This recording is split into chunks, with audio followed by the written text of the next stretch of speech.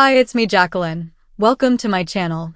If you are new to the channel, then please subscribe to my channel and join me at Patreon. Link in the description. Emily leaned over toward Victoria. And they got angry and hustled us off when they caught you snogging me in the cockpit? Emily laughed and kissed Victoria's cheek. Kissing wasn't the problem, dearest. It was where you had your hand when that poor girl walked in, Victoria said, giggling just as hard. But I suppose the reason why doesn't really matter now. She continued to glow with the memory. No, Emily said. I guess it wasn't too important since you refused to leave and locked them out of the cockpit until you were finished with me. She laughed out loud too. You were magnificent, by the way. You would have made a great airline pilot. Emily beamed at her wife. How on earth did you ever arrange that, Victoria? You never told me you knew. I didn't?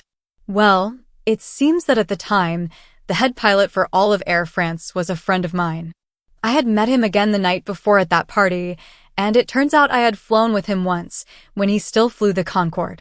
When he heard how the first flight had turned out, he suggested it might be good luck. Really? Emily's eyebrows rose by several inches. Friends in high places. That was awfully lucky, Vic, and very sweet of him. It was, Victoria sighed. You're stalling, Emily said with great kindness but waning patience. Oh! Sorry. We drank that one the night that Matt got his doctorate, Victoria giggled. Well then, what about that good champagne we bought out in California a while back? We had cases of that, Emily said with true wonder in her eyes. Victoria started giggling more loudly. Do you remember the night that Jamal's youngest graduated from Yale Law, and he decided that driving you around for 20 years was enough? His retirement party, well, not really, but I do remember it was one heck of a party, Emily grinned. There you go, dear. Neither you nor that champagne went the distance that night. Emily began to giggle softly again. And several others, as I remember. You know, I'm starting to get a little worried about this drinking problem of yours, she finished by leaning up and kissing Victoria sweetly. It's not a problem, Angel. It's just that I realized that the only place I like my wine better than in a well-stocked cellar is in a glass. Chilled just so. Anywhere I can share it with you.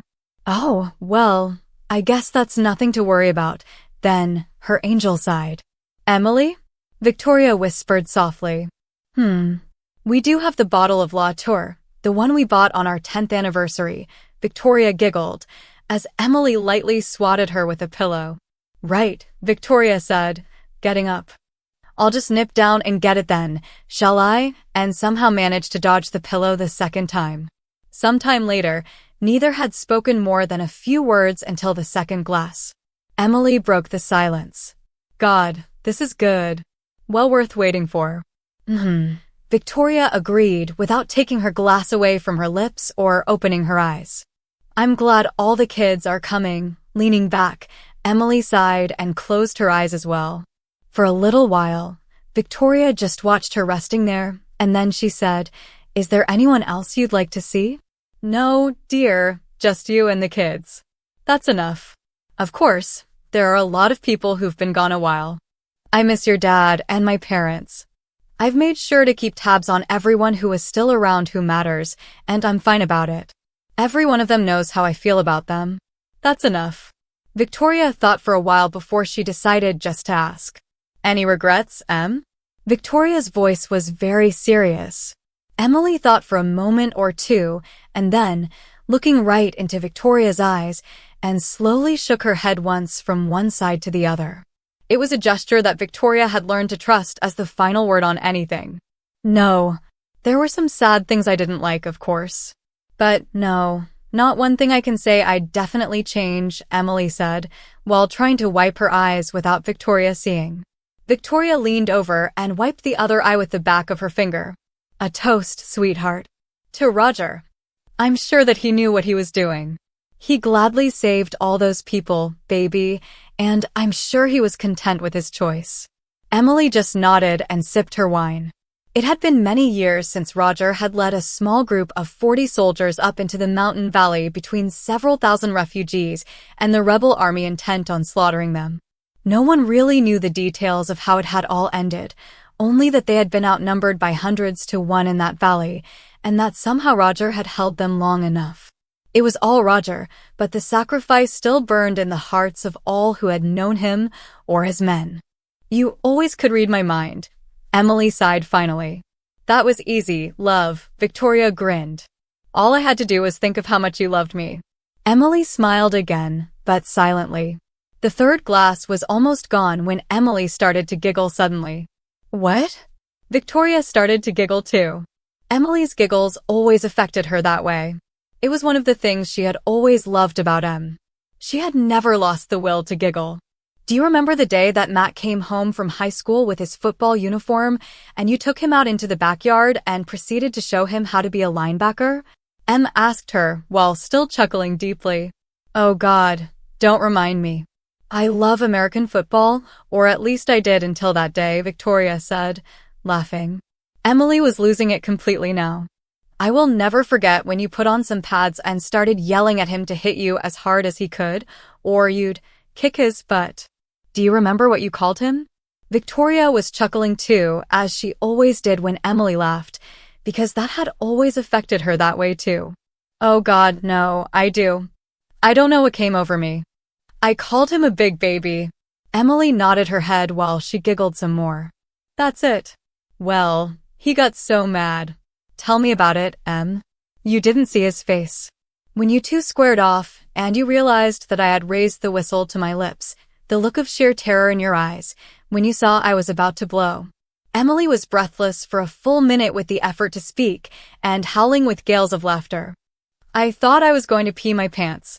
Thought hell, I did pee my pants. Victoria looked at her crazy wife. And then he screamed and lunged for me, and he just picked me up in a bear hug and said, "Thanks for the lesson, coach."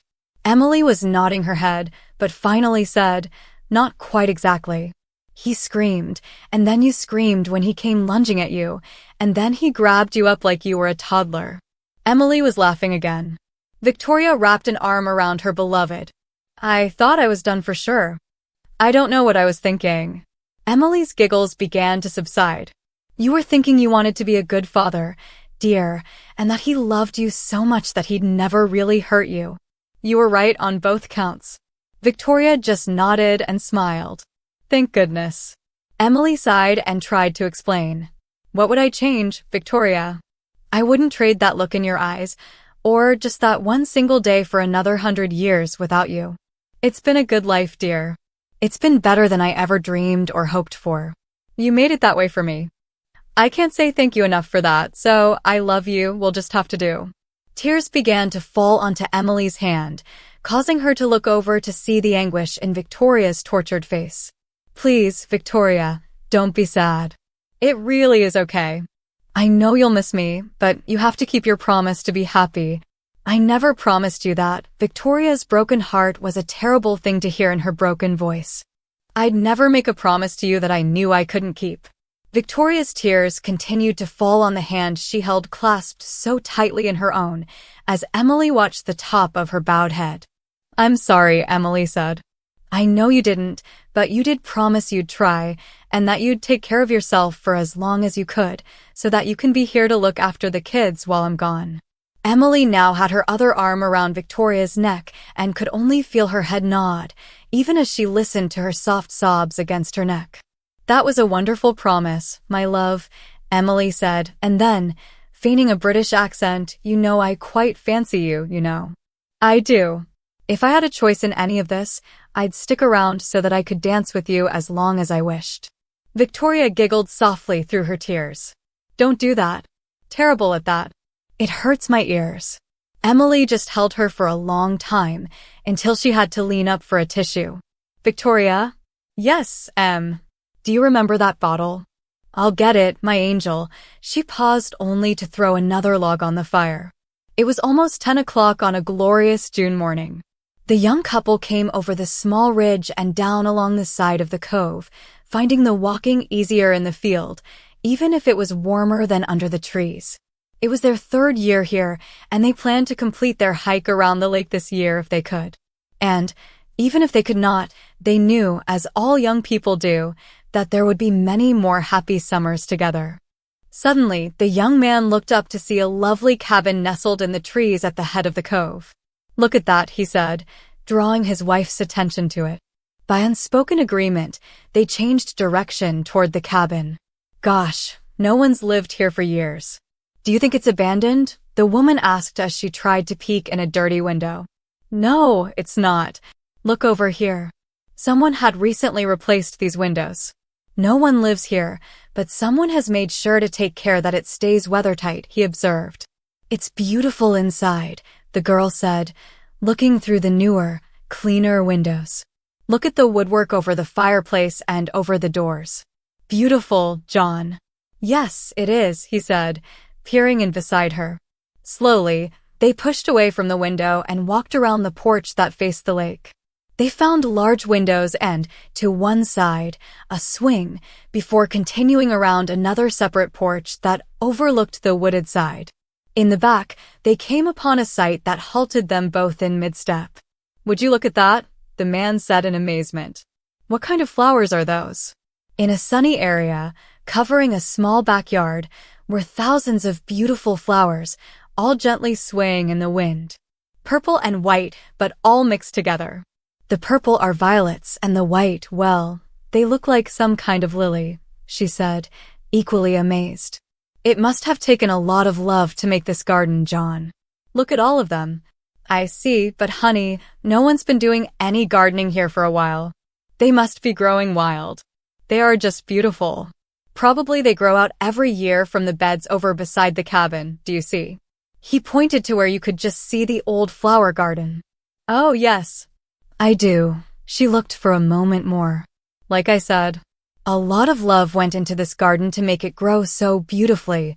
John, she said in that funny tone she got when she was thinking. Oh, here we go, he sighed, but with no hint of displeasure in his voice. Don't tease me, please, she said. Okay, Angel. When we get back, I'll look into it. He smiled and shook his head. Thank you, dear, she said, leaning affectionately against him. I like it too, really. It's so wonderful and warm. I bet they want a fortune for this place. He began to think seriously about the possibility. We can afford it, my love. The last thing I want is to be too old to enjoy the piles of money we still have in the bank, she said, laughing at his look of worry. Then he smiled too. You're right, as always.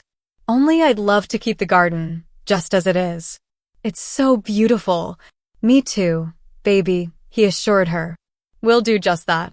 They stood for a few moments more, watching the flowers sway together in the gentle breeze, and the insects humming about making sure that there would be many more summers to come. We have to keep going, Han, he said, as reluctant as she to leave the area. Is it too early for lunch? She asked playfully. It'll make the afternoon hike a bear. Are you sure? He asked, even as he unslung his pack. The sun had moved along the sky visibly when she finally gave that sigh. I know. Let's take some pictures before we head out, she said, and he just nodded. Please subscribe for the next part and visit my Patreon page for early access.